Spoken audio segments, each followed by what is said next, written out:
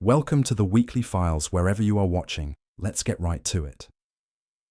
Hurricane Melissa. In late October 2025, the Caribbean basin witnessed one of the most intense storms in living memory. Hurricane Melissa. From its devastating landfall in Jamaica to its subsequent battering of Cuba and looming threat to the Bahamas, Melissa's path underscored both the raw power of tropical cyclones and the deep vulnerabilities of island nations. Melissa formed in the Atlantic on October 21st and rapidly gained strength, reaching sustained winds of approximately 185 miles per hour before making initial landfall in Jamaica on October 28th. This intensity tied it with the most extreme hurricanes ever recorded in the Atlantic basin. When it struck the southwestern coast of Jamaica near New Hope, it did so with Category 5 ferocity, the strongest such event the island has ever endured. The impact on Jamaica was overwhelming.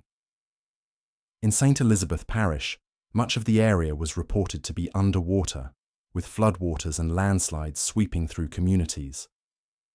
Reports indicated that roughly 77% of Jamaica's homes lost power, severely hampering rescue and recovery efforts. Infrastructure damage was widespread.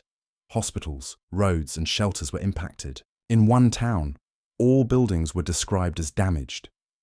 The government declared the entire island a disaster area, with the Prime Minister stating, "Our country has been ravaged, but we will rebuild, and we will do so even better than before."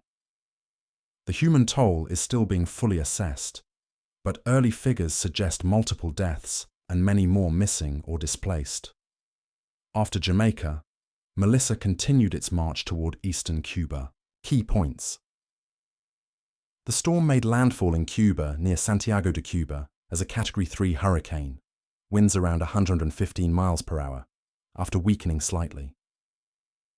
Authorities in Cuba evacuated approximately 500,000 to 735,000 people in advance of the strike, a significant mobilization given the island's history with hurricanes.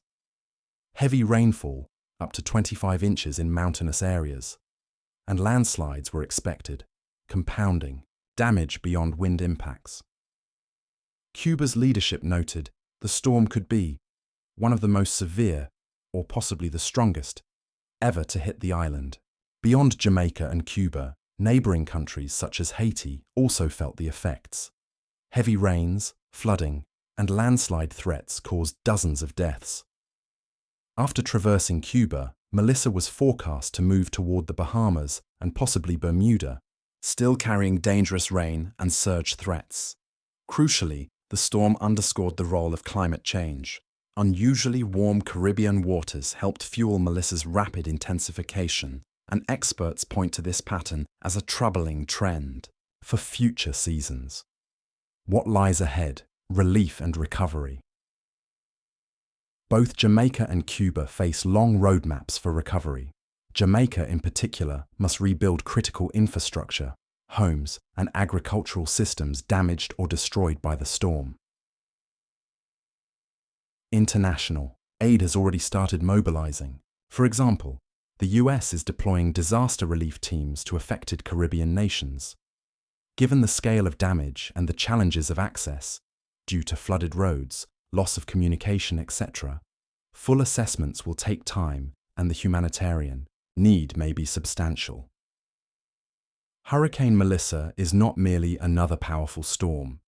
It represents a convergence of extreme meteorology and climate-driven intensification.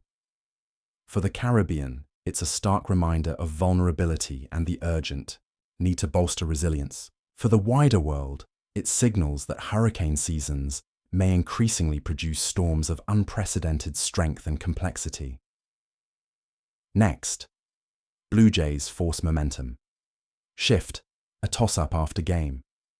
The Toronto Blue Jays woke up from the brutal marathon of Game 3 and delivered a decisive performance in Game 4 of the 2025 World Series, tying the series with the Los Angeles Dodgers at 2-2 and putting fresh pressure on LA. Key moments. In the third inning, Vladimir Guerrero Jr. launched a 2-run homer off Shohei Ohtani to stake Toronto a lead they would not relinquish. Ohtani, pitching on very short rest, worked 6+ innings, struck out 6, but allowed 4 earned runs, his first significant stumble in the series. The turning point arrived in the 7th.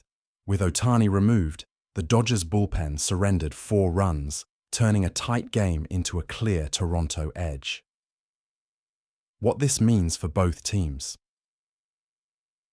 For the Blue Jays, Toronto demonstrated resilience. After the emotional and physical drain of an 18-inning Game 3 loss, they bounced back immediately. The bullpen held strong, and the offense made the most of its chances. Momentum now returns to Canada, which could be huge. For the Dodgers, the franchise faces red flags. The bullpen, already stretched from Game 3, faltered when it mattered most. Ohtani, used creatively as a two-way star all postseason, showed signs of fatigue from the short rest and heavy workload. The offense remains inconsistent, only a few runs across multiple innings of late-game pressure. With the series now tied, the next few games will be pivotal. Toronto has reached a critical juncture.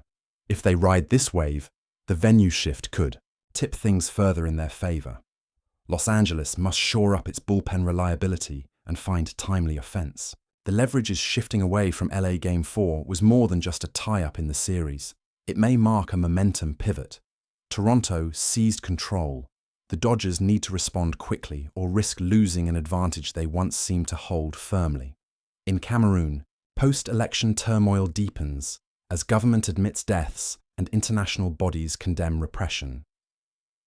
On October 12, 2025, President Paul Biya, age 92, was officially declared re-elected for an 8th term in Cameroon by the Constitutional Council. Opposition.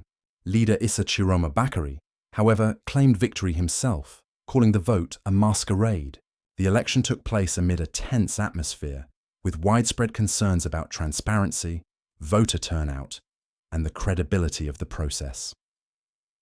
Government acknowledges loss of life after protests. In the days following the election, protests broke out in several major cities, including Douala and Yaoundé. Demonstrators denounced what they saw as election fraud and the continued grip of the ruling regime on power. On October 28th, the Minister of Territorial Administration admitted that there had been losses of human life during the demonstrations. However, no detailed figures or specific dates were provided, leaving the real death toll unknown. Both the European Union, EU, and the African Union, AU, expressed alarm over the growing violence and the government's heavy-handed response. The EU condemned what it called violent repression of protesters, while the AU, though acknowledging that the election had been held, emphasized the need to protect fundamental rights and ensure a peaceful environment for opposition voices and civil society. Until now, the Cameroonian authorities had rarely admitted that political demonstrations had turned deadly. This acknowledgement marks a shift in official communication. The government's refusal to provide concrete numbers fuels criticism from opposition groups and NGOs, who accuse it of lacking transparency. The admission deepens the rift between the government and segments of the population, particularly young urban voters and marginalized communities, who view this as further evidence of a legitimacy crisis. Key challenge ahead. Human rights. Oversight. The government and security forces are now under increased international observation. Any new acts of violence could trigger stronger foreign responses. In summary, the Cameroonian government's admission of deaths tied to post-election protests marks a critical moment in a still unfolding political crisis. For a country already facing deep social and institutional challenges, the coming months will test whether dialogue, transparency, and respect for human rights can guide Cameroon toward a more stable and legitimate political future. In other news, Prince Andrew stripped of titles and removed from Windsor residence.